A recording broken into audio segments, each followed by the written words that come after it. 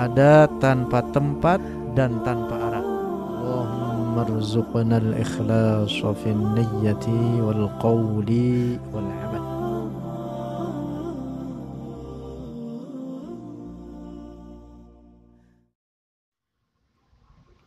Bismillah. Assalamualaikum warahmatullahi wabarakatuh.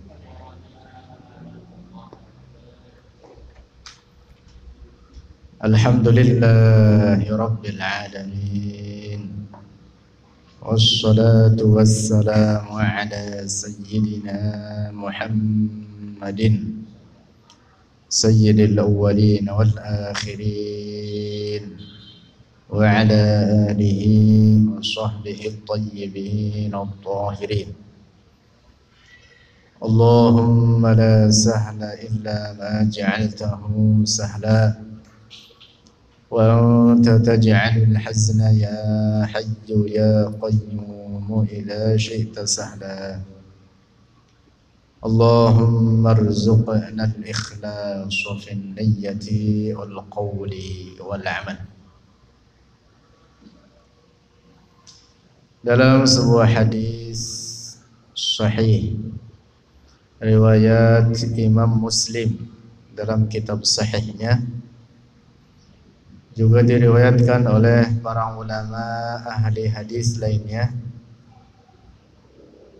bahwa Rasulullah sallallahu alaihi wasallam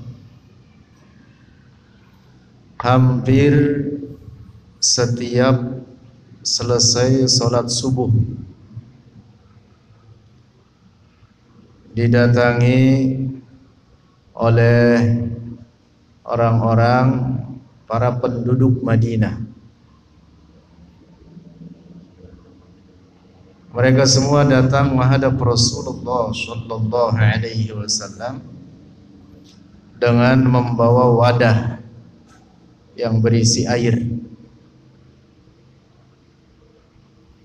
Datang satu persatu menghadap Rasulullah sallallahu alaihi wasallam, dan apa yang dilakukan oleh Rasulullah terhadap mereka dengan air-air tersebut, Rasulullah meletakkan telunjuknya di setiap wadah air itu. Datang satu, pergi, celupkan, pergi, celup, pergi.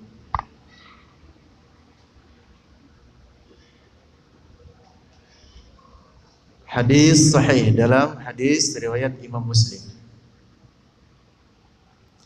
Bahkan terkadang di musim yang sangat dingin sekalipun, tetap Rasulullah memasukkan telunjuknya tersebut ke wadah-wadah atau bejana-bejana yang berisi air itu yang dibawa oleh para penduduk Madinah menghadap Rasulullah sallallahu alaihi wasallam. Padahal kalau musim dingin itu bukan main, apalagi sampai puncaknya di Madinah itu musim dingin betul-betul sampai menusuk tulang. Apa yang dilakukan oleh Rasulullah terhadap para sahabat tersebut itu adalah bentuk tabarruk. Tabarruk artinya talabul barakah, yang bahkan Imam Muslim di dalam hadis sahihnya ini, di dalam kitab sahih, menjadikan hadis ini dalam bab tersendiri yang beliau namakan bab tersebut adalah penjelasan tentang kedekatan Rasulullah dengan para sahabatnya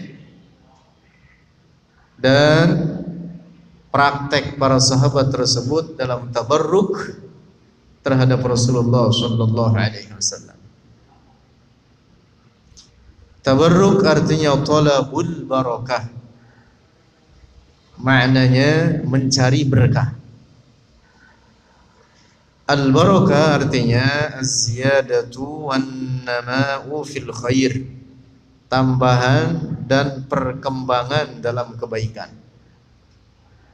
Jadi apa yang dilakukan oleh Rasulullah dengan hanya meletakkan jari-jarinya di atas air yang mereka bawa, itu menjadi keberkahan bagi mereka. Datang satu, celupkan tangannya Rasulullah, pergi, datang lagi yang lain, pergi, datang lagi yang lain, ngantri seperti itu. Masya Allah. Pernah dengar kan hadis ini? Padahal ini dalam Sahih Muslim.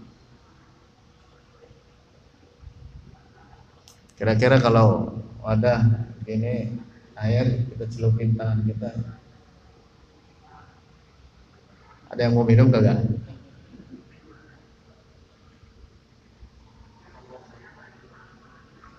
Air begini kita masukin.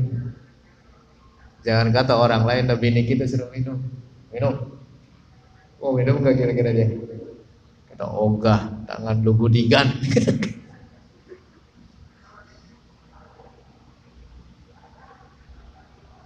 Kopi jarang-jarang, kecuali sama teman akrab, satu gelas berdua. Apalagi tuh kopi kalau dicelupin telunjuk, abu rokok masuk, geser gitu sama telunjuk, kelihatan sama teman kita, masih berani minum gak?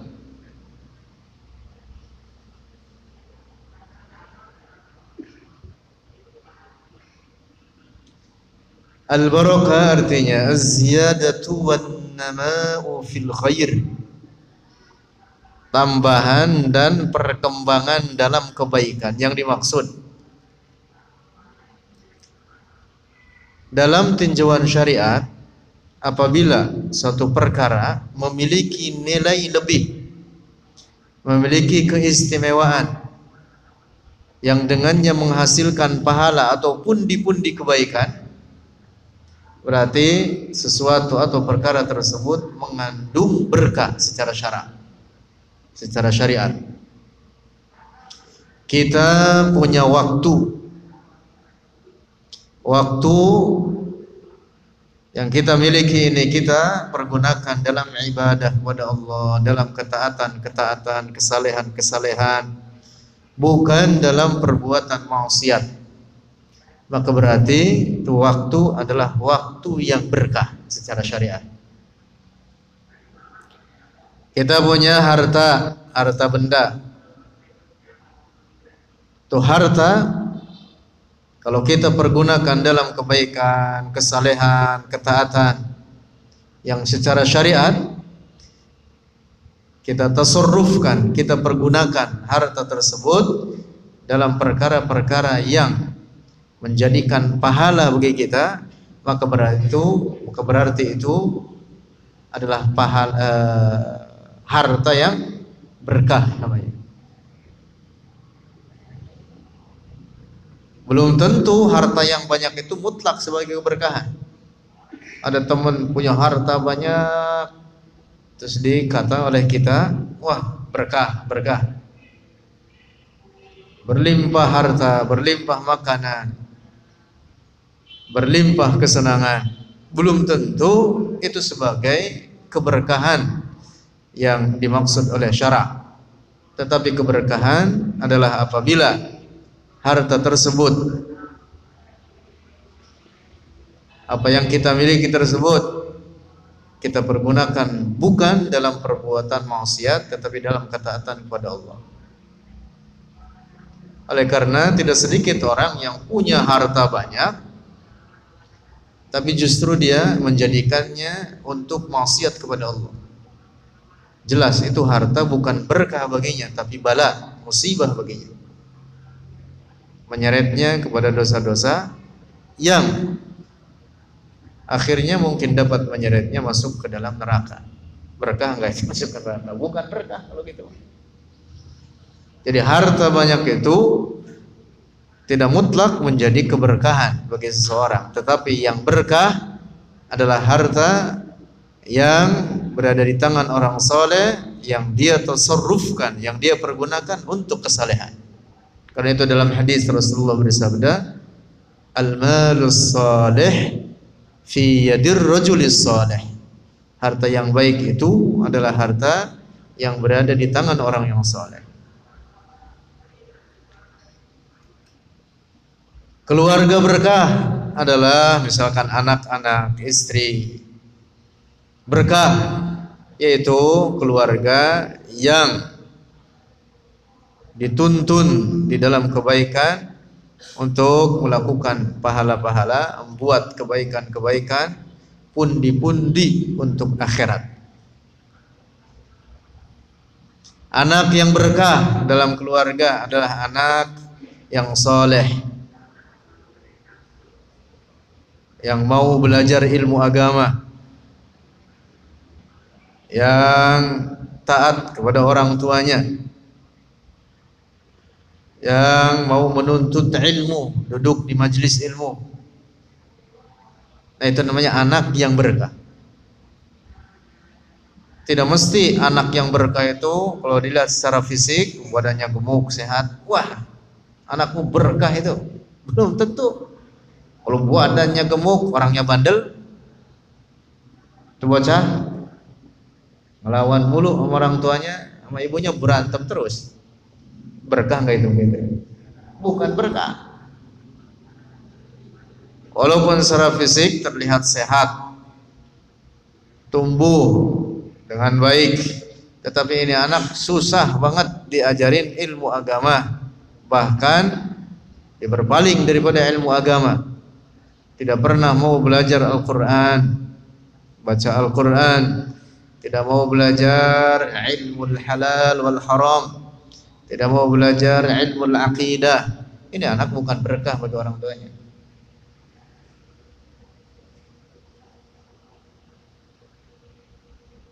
Nah, jadi demikian pengertian al-barakah, artinya az-ziyadatu wan nama'u fil khair, tambahan dan perkembangan dalam kebaikan. Yang dimaksud kebaikan di sini adalah dalam tinjauan syariat. Apa yang dilakukan oleh para sahabat Rasulullah dalam hadis riwayat Imam Muslim itu tadi adalah upaya untuk meraih tambahan kebaikan,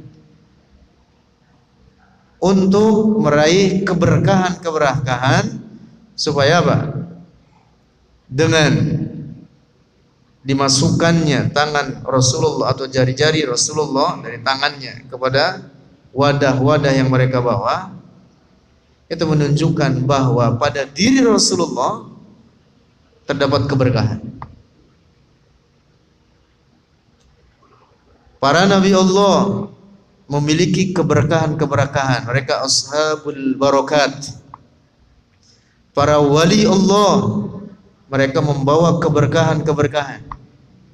Para ulama saleh, para ulama amilin, al-atqiya was-salihin, orang-orang alim yang beramal dengan ilmunya, orang-orang saleh, orang-orang bertakwa, menghindarkan perkara yang haram, patuh mengerjakan kewajiban sesuai tuntunan syariat. Ini orang-orang kayak gini, ini namanya ashabul barakat. Adalah orang-orang yang membawa keberkahan. Nah, karena itu praktek tabarruk yang di masyarakat kita sebenarnya bukan tradisi wilayah kita saja di Indonesia, tapi sebenarnya memiliki dasar dan bahkan dipraktekkan oleh orang Islam di berbagai negara. Di mana kita ketemu orang alim, orang soleh, orang bertakwa, lalu kita berkhidmah kepadanya, misalkan dengan melayani kebutuhannya, misalkan dengan duduk-duduk bersamanya, maka kita mendapatkan keberkahan. Bahkan Al-Imam Ibn Hibban dalam kitab sahihnya, yaitu Al-Ihsan Bitartib Sahih Ibn Hibban, di kitab hadis sama dengan Sahih Bukhari, Sahih Muslim. Imam Ibn Hibban juga memiliki kitab sahih yang berisi hadis-hadis sahih. Judulnya demikian, Al-Ihsan bi Tartibi Sahih Ibn Hibban. Beliau membuat satu bab di dalam kitab ini yang beliau sebut. Jadi setiap kitab hadis itu per bab, ada bab-babnya. Lalu isi bab tersebut berisi hadis-hadis Rasulullah, sekian hadis, 2, 3 hadis, bahkan ada yang 1 hadis saja. Ada yang puluhan hadis.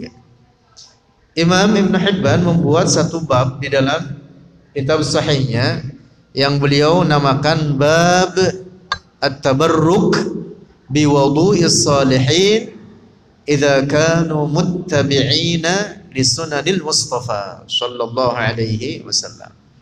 Bab at-tabarruki, bab tentang adanya anjuran tabarruk, mencari berkah, bi wudu'is salihin, dengan bekas air wudu orang-orang saleh, idza kanu muttabi'ina li sunanil Mustafa, jika adalah mereka orang-orang saleh tersebut adalah orang-orang yang benar-benar mengikuti ajaran-ajaran Rasulullah sallallahu alaihi wasallam. Kira-kira kita pernah nggak begitu? Kita wudu, lalu bekas air wudu kita ditadahin sama bini gitu, bakal masak Indomie dan gitu. Ada nggak bininya begitu? Bu, begitu nggak bu? Suami ibu wudu, lalu bekas air wudunya ditadahin di ember. Kemudian airnya bakal masak bu, apa sayur asem, apa masak Indomie. Kira-kira berani minum, berani makan ke bu itu? Hah? Padahal suaminya sendiri.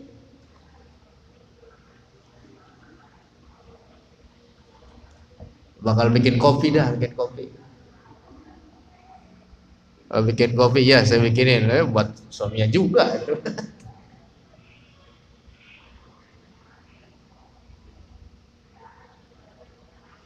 Dalam hadis diriwayatkan oleh Al-Imam Al-Bukhari, Imam Muslim, juga para ulama hadis lainnya, para sahabat Rasulullah sallallahu alaihi wasallam apabila Rasulullah berwudu, maka mereka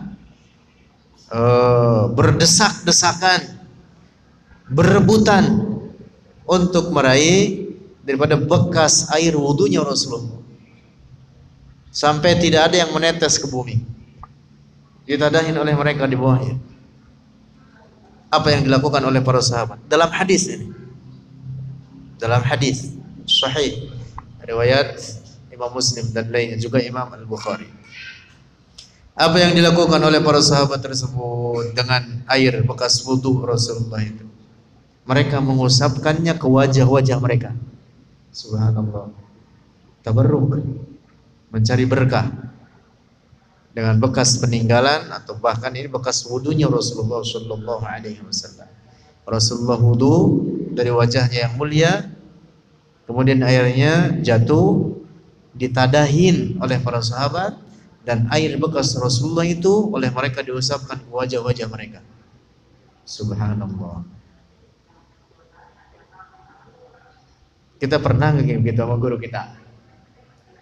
Jangan kata begitu, ngambilin air jaga ke pernah. Bahkan para sahabat itu, mereka yang datang belakangan lalu tidak mendapatkan langsung air bekas wudu Rasulullah dari Rasulullah sendiri, mereka mencari teman-temannya yang tangannya masih basah. Kalau terlihat ada tangan yang masih basah, diusap oleh dia, diusapkan oleh dia pada wajahnya sendiri. Sampai seperti itu. Masya Allah. Dalam hadis ini.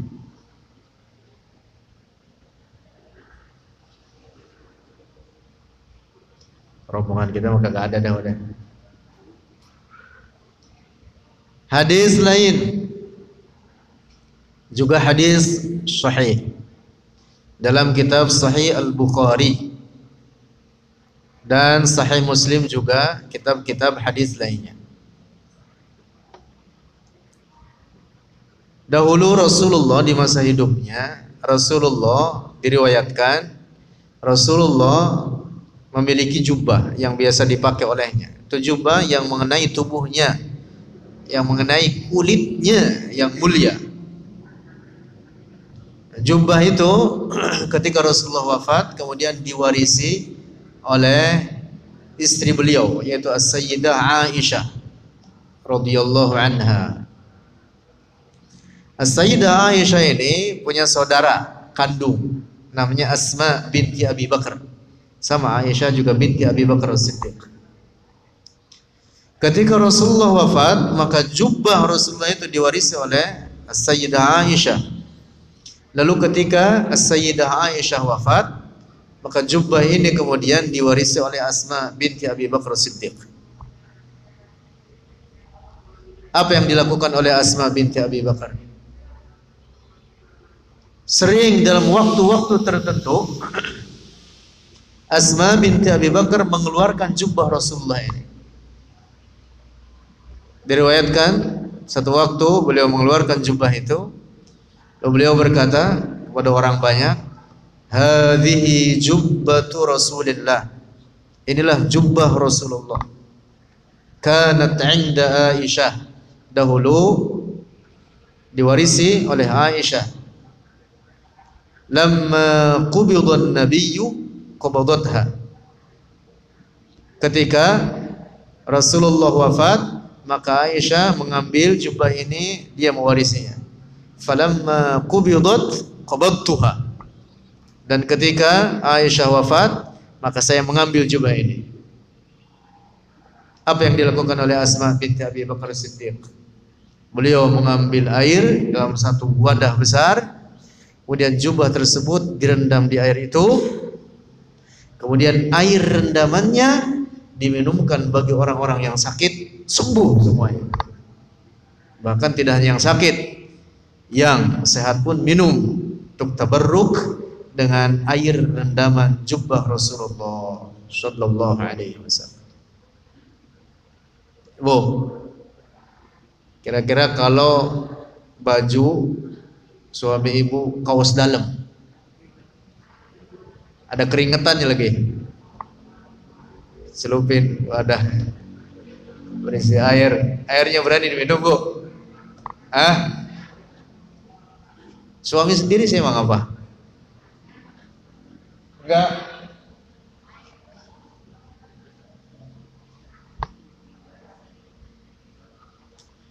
Dulu-dulu mah dalam, ya sekarang juga masih, tapi dalam bentuk seremoni doang. Perempuan cuciin kaki suaminya. Adanya di mana? Di resepsi pernikahan doang. Itu untuk apa, gaya-gayaan doang. Kalau istilah presiden sekarang mah pencitraan. Pencitraan.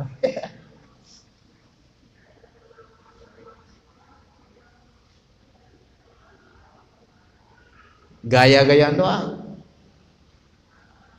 Gitu kawin mana seminggu masih cuciin suaminya. Jangan kata seminggu, 2 hari kemudian kira-kira kaki suami dicuciin beneran? Enggak, yang ada apa? Suami lagi tidur ditendang, mau dia bangun-bangun lu. Bangun-bangun lu, kata begitu. Perempuan sekarang mau galakan lagi mas daripada suaminya, galakan dia. Udah gitu aja. Perempuan sekarang begitu, kalau dia keluar nyelonong aja, cariin mas suami mana bini gua, dia kata gitu. Bagian suaminya keluar, dia tegur sama bininya, mau kemana lu? Dia kata begitu.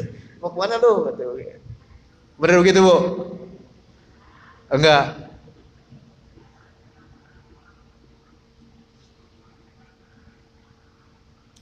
Masya Allah. Nah, jadi apa yang dilakukan oleh Asma binti Abi Bakar Siddiq ini adalah bentuk tabarruk. Karena itu ada bait syair terkait dengan tabarruk mengatakan, wajubbatun nabiy sal asma ma ra'at fi ma'iha shifaa. Wa jubbatun nabi, dan jubbah Rasulullah. Wa jubbatun nabi sal Asma, tanyakan kepada Asma binti Abu Bakar Siddiq, ama ra'at fi ma'iha shifaa, tidakkah dia melihat bahwa pada jubbah tersebut, yaitu pada air rendamannya, terdapat keberkahan, bahkan kesembuhan atau sebagai obat bagi orang-orang yang sakit. Jauh lebih mujarab daripada bodreng, Panadol. Air rendaman Rasulullah, air rendaman bajunya Rasulullah. Beda sama baju rendaman kita. Itu para ibu-ibu aja kadang berani minum rendaman baju suaminya. Malah bisa jadi baju kita mau dilemparin ke kolam yang ada ikannya pada mati. Pada mati tuh ikan bisa jadi. Bukannya tuh ikan pada subur, pada mati.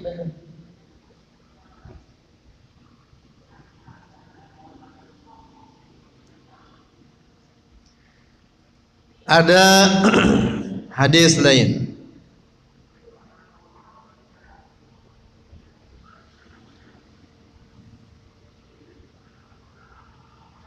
Riwayat Imam Ahmad ibn Hanbal dalam kitab Musnad. Ada sahabat Rasulullah bernama Abu Ayyub Al-Ansari radhiyallahu anhu. Beliau di antara sahabat yang diberi karunia umur panjang. Jadi setelah Rasulullah wafat, beliau masih hidup, bahkan berjumpa dengan beberapa orang generasi di bawah para sahabat dari kalangan tabi'in. Nah, setelah Rasulullah wafat, Abu Ayyub tentu sudah sangat tua. Tetapi apa kebiasaan Abu Ayyub Al-Ansari? Beliau senantiasa mendatangi makam Rasulullah sallallahu alaihi wasallam. Apa yang dilakukan di hadapan makam Rasulullah? Dia menciumi tanah makam Rasulullah dengan pipi kanannya, pipi kirinya. Bahkan menangis. Dan umumnya para sahabat seperti itu. Ketika mereka mendatangi makam Rasulullah sallallahu alaihi wasallam. Dalam hadis riwayat Imam Ahmad ini diriwayatkan bahwa suatu ketika Abu Ayyub mendatangi makam Rasulullah sallallahu alaihi wasallam dan kemudian meletakkan pipi kanan pipi kirinya di atas at-turbatus syarifah, di atas tanah yang mulia. Dan sebaik-baiknya tanah di bumi ini adalah tanah yang menghimpun jasad mulianya Rasulullah sallallahu alaihi wasallam. Itu ada bait syair mengatakan, ya khairu man dufinat bil qa'i a'zumuhu fataba min tibihin al-qa'u wal akamu. Karena Rasulullah dimakamkan di Madinah, maka seluruh wilayah Madinah yang menghimpun jasad Rasulullah menjadi tempat yang paling mulia di permukaan bumi ini, baik lembah-lembahnya maupun pegunungannya. Fataba min tibihinna al-qa'u wal akamu. Jadi lembah-lembahnya jadi mulia, pegunungannya jadi mulia, dan tidak ada tempat di bumi ini yang lebih mulia daripada tanah yang menghimpun jasadnya Rasulullah sallallahu alaihi wasallam.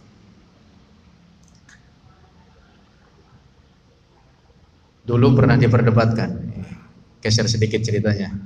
Dulu pernah diperdebatkan mana yang lebih mulia, Mekah atau Madinah. Mana yang lebih mulia? Dan dua-duanya tanah haram, dua-duanya tanah dimuliakan oleh Allah.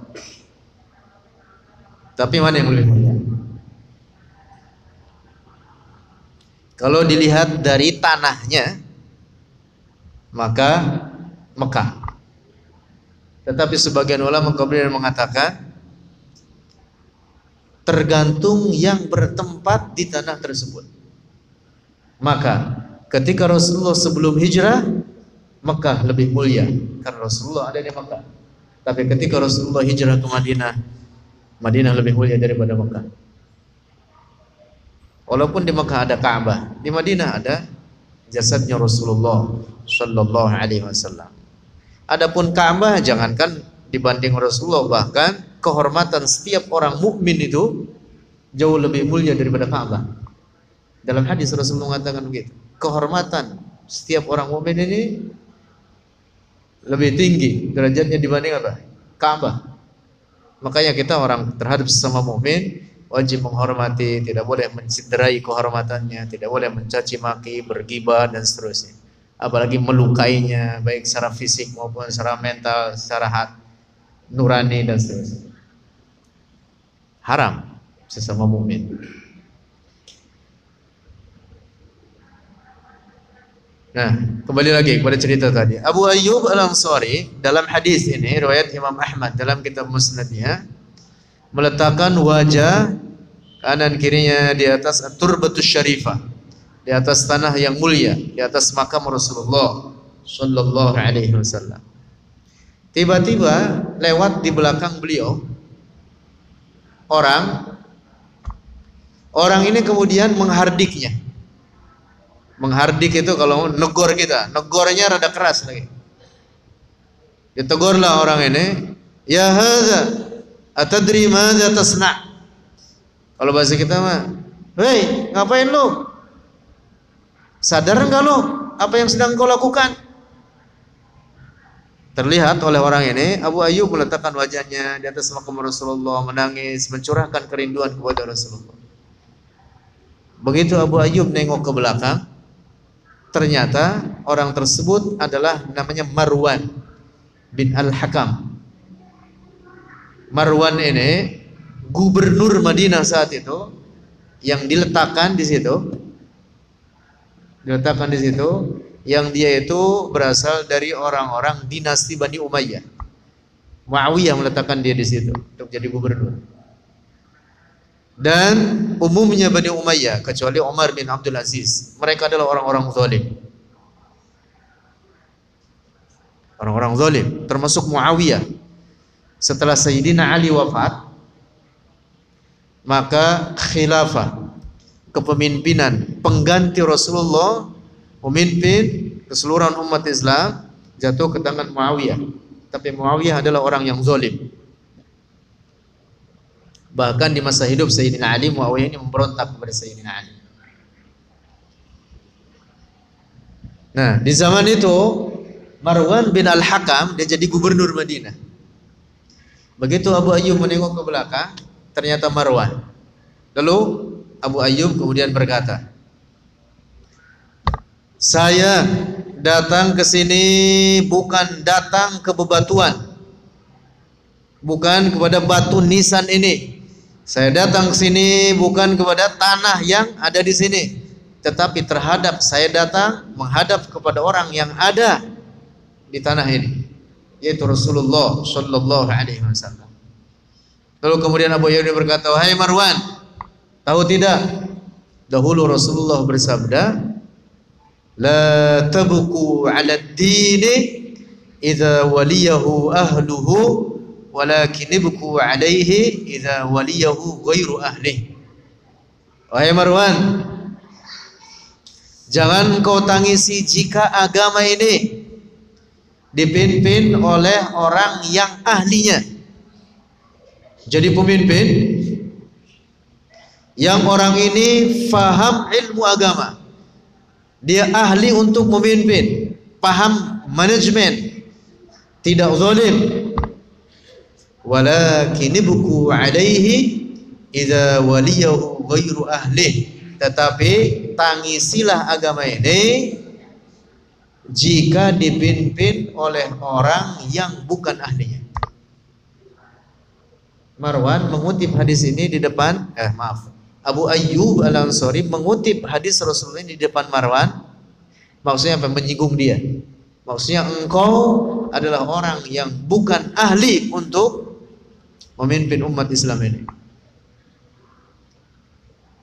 Marwan paham, Tapi karena yang menegur sahabat Rasulullah orang tua lagi, dia diam aja, kagak berani dia.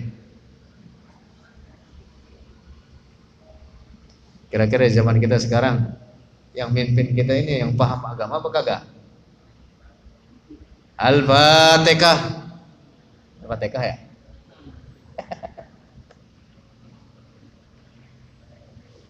Umumnya ya, bukan siapa aja, bahkan presiden sebelumnya juga umumnya tidak paham agama. Umumnya tidak paham agama. Kecuali Gus Dur, orang pesantren. Tapi umumnya tidak paham agama. Umumnya, saya tidak menyinggung siapapun, tapi ini umumnya para pemimpin itu adalah orang-orang zalim.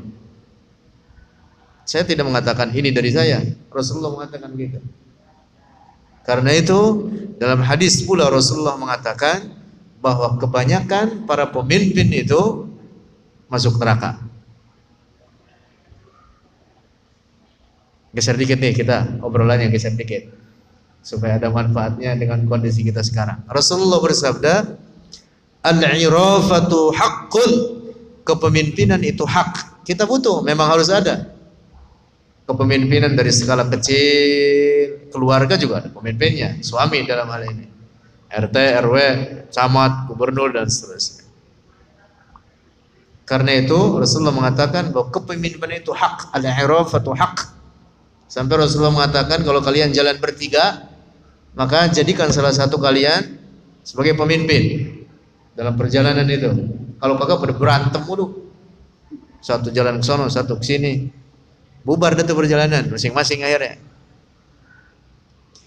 Tapi begitu kata Rasulullah, al-'urafatu haqq walakinnal 'urafa'a finnar.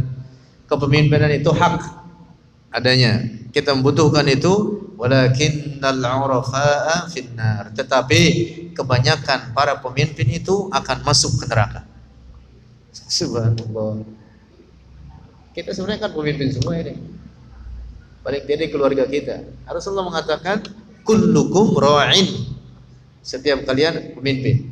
Wa kullukum mas'ulun an ra'iyyatihi. Ya, pertanggungjawaban kita kan ya terhadap keluarga sebagai pemimpin itu juga akan dimintai pertanggungjawaban walaupun skalanya kecil. Makin gede kepemimpinannya, makin gede tanggung jawabnya. Karena itu Rasulullah mengatakan walakinnal 'urafa'a finnar. Sekarang perebutan kursi.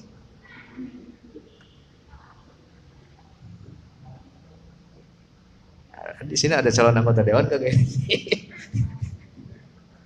Ngedengar gini, ya sebenarnya harus dari dulu-dulu model hadis-hadis segini diperdengarkan. Supaya jangan semangat banget, pengen banget kursi, ya cari aja ke mebel. Terus sekarang kan orang belain kursi bukan main, udah jungkir balik, duit semuanya, boleh ngutang, mau apa kek, yang penting jadi. Ngomong dusta udah biasa, godain itu omongan. Begitu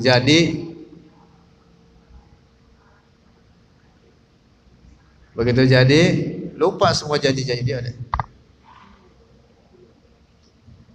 Kagak jadi, stres dia. Makanya setelah 17 April ya, lihat aja ntar setelah 17 April kira-kira banyak lagi kan yang stres ini. Lo yang udah-udah kan begitu, sampai ada apa? Calon anggota dewan yang dia kagak jadi, sampai lari-lari telanjang dia. Masya Allah.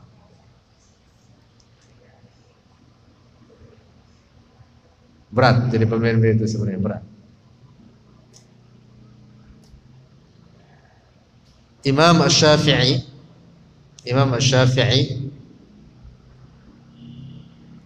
diriwayatkan, walaupun ini kepemimpinan tidak formal, tapi kepemimpinan dalam sholat, al-imamah, jadi imam. Beliau Diriwayatkan beliau berkata, karihtul imamata khaufad dhaman. Saya kurang senang untuk jadi imam hanya karena takut tanggung jawab.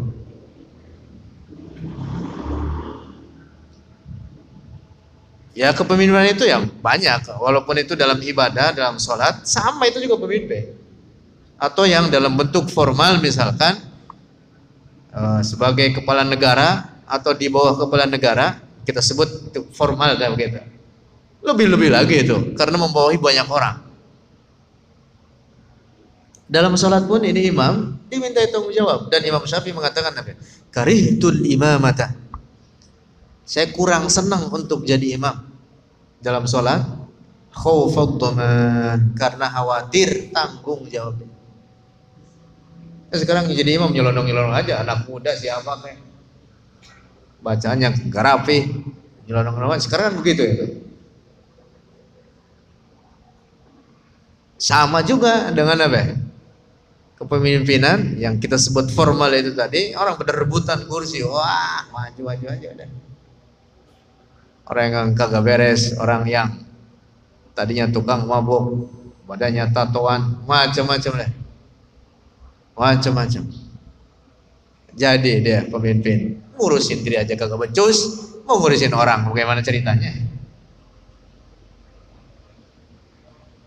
Orang kan begitu seharusnya, ini syariat. Syariat kita pemerintah, kita itu disuruh ngurusin diri kita sendiri. Banyak ayat Al-Quran menunjukkan itu. Wal tanzur nafsum ma qaddamat lighad. Hendaklah setiap jiwa itu melihat apa yang dia persiapkan untuk akhiratnya. Itu namanya ngurusin diri sendiri. Ngurusin diri sendiri. Wabtaghi fima ataqallahu ad-daral akhirata wa la tansa nasibaka minad dunya. Dan berbagai ayat lainnya.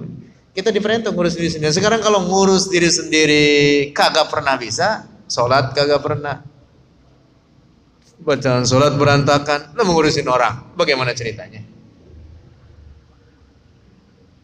Mau jadi anggota dewan, lu bagaimana ceritanya? Kagak bakal diurusin dah. Ngomong doang dia gede.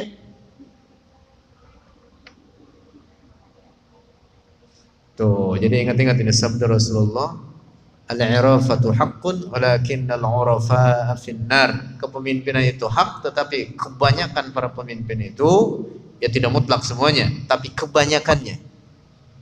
Kebanyakan para pemimpin itu akan masuk ke dalam neraka. Mudah-mudahan kita semua selamat dari api neraka. Amin ya rabbal alamin. Saya tadi di depan ngomongin apa, tiba-tiba melenceng ke sini. Saya ngomongin tabarruk tadi. Mudah-mudahan ada manfaatnya. Hadanallahu wa iyyakum ajma'in wa la'afa minkum. Assalamualaikum warahmatullahi ta'ala wabarakatuh. Astaghfirullahaladzim, astaghfirullahaladzim, astaghfirullahaladzim. Lakal hamdu ya maulana ya ma'bud. Alhamdulillahi rabbil alamin. Wa sallallahu wa sallam ala sayyidina maulana Muhammadin wa ala alihi wa sahbihi at-tayyibin at-tahirin. اللهم انفعنا بما علمتنا وعلمنا ما ينفعنا وارزقنا علوما تنفعنا وزدنا علما. اللهم وفقنا ووفق أهلنا لما تحبه وترضاه. اللهم حسن أعمالنا واختم بالصالحات أعمالنا.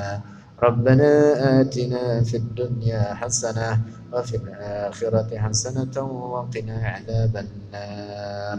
وصلى الله على سيدنا ومولانا محمد والحمد لله رب العالمين.